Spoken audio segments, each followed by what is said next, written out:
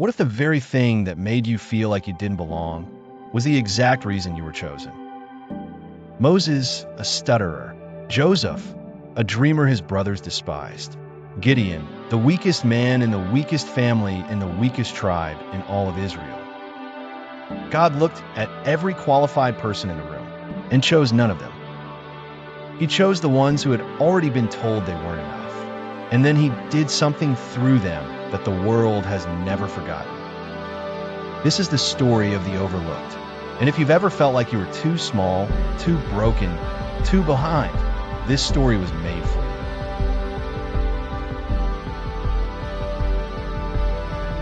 Welcome back to Story Class Africa, where we find the stories inside the story.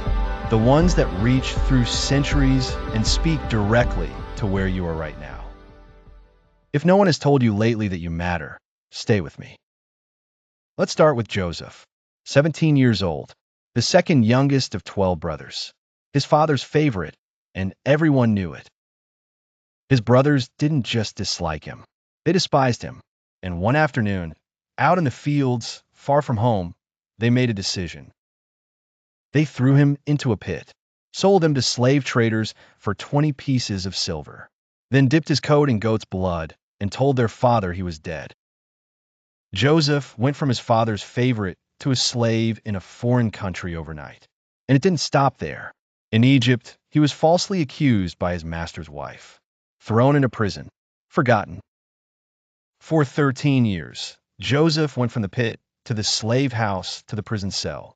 13 years of being exactly where it looked like God had forgotten him. And then, in a single day, everything reversed. Pharaoh had a dream no one could interpret. A prisoner in the jail remembered Joseph. Joseph was pulled from his cell, cleaned up, and brought before the most powerful man in the known world. By sunset, the boy his brothers had thrown away was second in command of all of Egypt. And when famine struck the land, the very brothers who sold him came to Egypt for food. They bowed before him, just like his dream said they would. Joseph looked at his brothers and said, "You meant it for evil, but God meant it for good." 13 years in the pit was preparation for a position no shortcut could have prepared him for. Now let's talk about Moses, the man who would stand before Pharaoh, who would part the Red Sea, who would lead 2 million people through the wilderness. When God first called him, Moses had one response: "Please, Lord, I am not eloquent. I am slow of speech and slow of tongue." The man chosen to speak for the God of the universe said he couldn't speak. And God's answer wasn't, "You're right. Let me find someone else." God's answer was, "Who made your mouth?" Moses had spent 40 years as a prince in Egypt, then 40 years as a shepherd in the desert, 80 years old before his purpose began. Most people would have called his life a long string of failures and wrong turns, a murder, an exile, a fugitive. But God had been building something in those 80 years that no royal education could teach. Humility, endurance, the ability to lead people who had nothing left but hope. Moses went back to Egypt, not as a polished orator, not as a military commander, as a shepherd with a staff and a God who spoke for him. And he walked out of that country with an entire nation behind him. And then there's Gideon. If Moses is the reluctant leader, Gideon is the terrified one. When the angel of the Lord appeared to him, Gideon was hiding, not leading, not fighting, hiding in a wine press, secretly threshing wheat so the enemy wouldn't see him. And the angel looked at this hiding, trembling, terrified man and said, "The Lord is with you, mighty warrior." Gideon's response was immediate. If the Lord is with us, why has all this happened to us?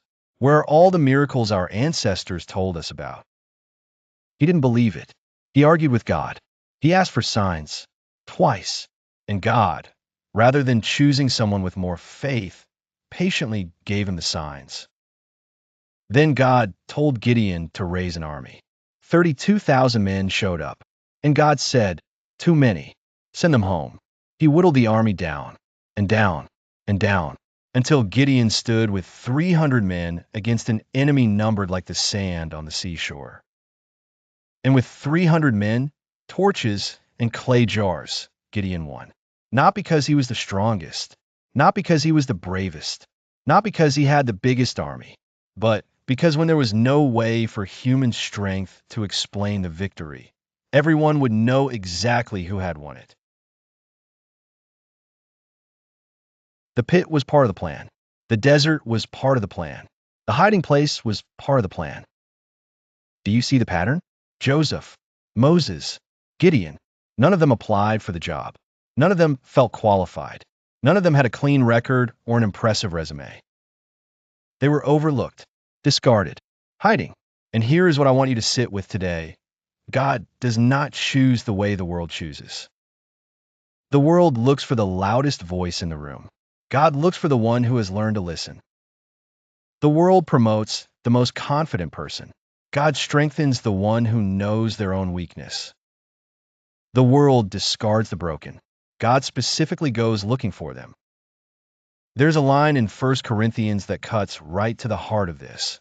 God chose the foolish things of the world to shame the wise. He chose the weak things of the world to shame the strong. Not in spite of their weakness, because of it. Because when something extraordinary happens through an ordinary person, no one can take the credit but the God who sent them. Maybe you've been told you're too much, or not enough, too late, too broken, too far behind. Maybe you've been sitting in your own wine press, hiding, wondering why God seems to be blessing everyone around you, but somehow missed your address. He didn't miss you. He's been building something in you that the shortcut version of your life could never have produced. The pit was part of the plan. The desert was part of the plan. The hiding place was part of the plan. And the fact that you're still here, still watching, still asking the question, that's not weakness. That's the beginning. I want to ask you something, and I genuinely want your answer in the comments below. Which of these three, Joseph, Moses, or Gideon, feels most like your story right now? Are you in the pit?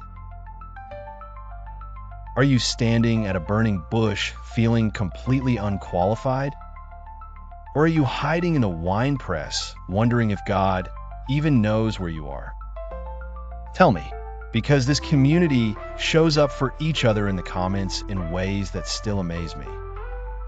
If this video found someone who needed it today, share it with them. Sometimes the most powerful thing you can do for a person is remind them that being overlooked is not the same as being forgotten. Subscribe if you want more stories like this. Stories that meet you where you are and refuse to leave you there. Next week, the story of Esther, an orphan, a foreigner, a woman with no power, who saved an entire nation in 24 hours. You're not going to want to miss it. Until then, remember, the people who changed the world didn't start out looking like it. Neither did you.